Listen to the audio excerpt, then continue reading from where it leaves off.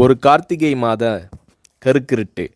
செங்கல்பட்டிலிருந்து படப்பிடிப்பை முடித்துக்கொண்டு எம்ஜிஆர் அவர்கள் நடுநிசி 12 மணி வாக்கில் காரில் வந்து கொண்டிருக்கிறார்.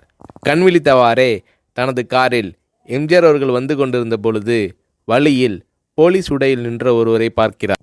எம்ஜிஆர் அவர்களின் கார் அவரை கடந்து செல்கின்ற போது எம்ஜிஆர் அவர்களின் நெஞ்சில் பொறி தட்டுகிறது.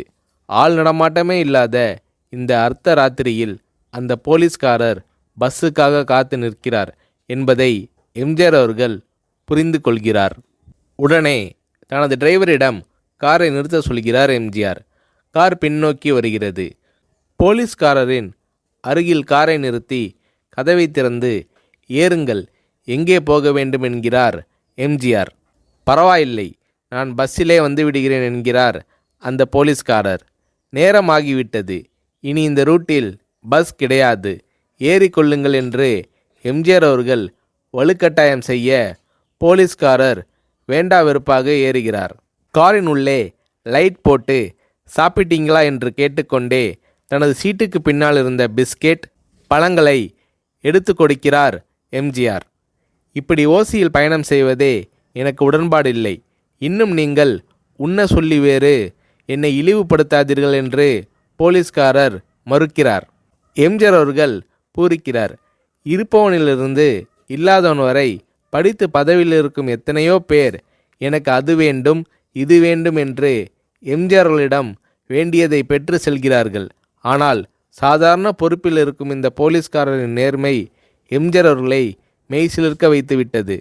எம்ஜிஆர் அவர்களின் கார் கத தூரத்தில் வந்து கொண்டிருந்தாலும் காரின் நிறத்தையும் ஒளியையும் மனம் கமலும் ஓடிக்கான் வாசனையையும் வைத்து இது எம்ஜிஆர் அவர்களின் கார் என்றும் கார் சென்ற தடத்தை தொட்டு வணங்குகின்ற அளவுக்கு புகழுடன் திகழ்ந்த நேரம் அது.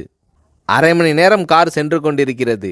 ஆனால் அதுவரை எம்ஜிஆர் அவர்களை பற்றி பெரிதாக போற்றி புகழ்ந்து பேசாமல் அந்த போலீஸ்காரர் வந்ததே புரட்சித் தலைவர் எம்ஜிஆர் அவர்களுக்கு அந்த போலீஸ்காரர் மீது மரியாதையை கூடுதலாக்கியது. நான் தான் எம்ஜிஆர் என்கிறார் எம்ஜிஆர். கேள்விப்பட்டிருக்கிறேன் என்கிறார் அந்த போலீஸ்காரர். பொன்மனச்செம்மல் எம்ஜிஆர் அவர்களின் முகத்தில் கோபம் இல்லை, பதிலுக்கு பொன்முறுவல் மலர்கிறது. என் படங்களை பார்த்து இருக்கிறீர்களா என்று கேட்கிறார் எம்ஜிஆர். நான் சினிமாவே பார்ப்பதில்லை என்கிறார் அந்த போலீஸ்காரர். புரட்சித் தலைவர் எம்ஜிஆர் அவர்கள் இன்னும் பிரமிக்கிறார். இப்போது கார் சத்தத்தை தவிர ஒரே நிசப்தம். போலீஸ்காரர் தனது வீட்டிற்கு 1/2 கிலோமீட்டர் தூரத்திற்கு முன்பே காரை நிறுத்த சொல்லி இங்கேயே இறங்கிக் கொள்கிறேன் என்கிறார். ஏன், நீங்கள் குறிப்பிட்ட அந்த விலாசம் இன்னும் 1/2 கிலோமீட்டர் தூரம் இருக்கிறதே என்கிறார் எம்ஜிஆர்.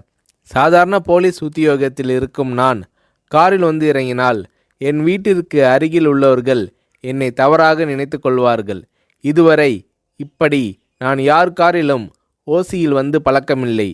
நீங்கள் எவ்வளவு தூரம் செய்த உதவிக்கு நன்றி என்கிறார் அந்த போலீஸ்காரர். புரட்சித் தலைவர் எம்ஜிஆர் அவர்கள் அதற்கு மேல் எதுவும் பேசவில்லை. அவர் எந்த போலீஸ் ஸ்டேஷனில் பணிபுரிகிறார் என்பதை மட்டும் கேட்டு தெரிந்து கொண்டு கிளம்புகிறார். அடுத்த நாள் செங்கல்பட்டு போலீஸ் ஸ்டேஷனுக்கு ஃபோன் செய்து நான் எம்ஜிஆர் பேசுகிறேன் என்கிறார் எம்ஜிஆர். ஃபோனை எடுத்த டிஎஸ்பி உதறலோடும் உற்சாகத்தோடும் தலைவரே வணக்கம் என்கிறார். இரவு சந்தித்த போலீஸ்காரரை பற்றி விசாரிக்கிறார் எம்ஜிஆர். அந்த டிஎஸ்பி சொல்கிறார், நீங்கள் குறிப்பிடும் அவர் இன்று விடுப்பில் இருக்கிறார். அவர் கையூட்டு வாங்காதவர், கடமை தவறாதவர், காவல்துறையின் நேர்மைக்கு இவரே இலக்கணம். வெற்றிலை பாக்கு, பீடி, சிகரெட் போன்ற போதை வஸ்துக்கள், நாடகம், சினிமா போன்ற பொழுதுபோக்கு அம்சங்களையெல்லாம் இவர் அறியாதவர். கல்யாண வயதில் உள்ள 3 பெண்களையும் கரை சேர்க்க முடியாமல் கஷ்டத்தில் இருக்கிறார் என்கின்ற விபரம் டிஎஸ்பியால் எம்ஜிஆர் அவர்களுக்கு சொல்லப்படுகிறது.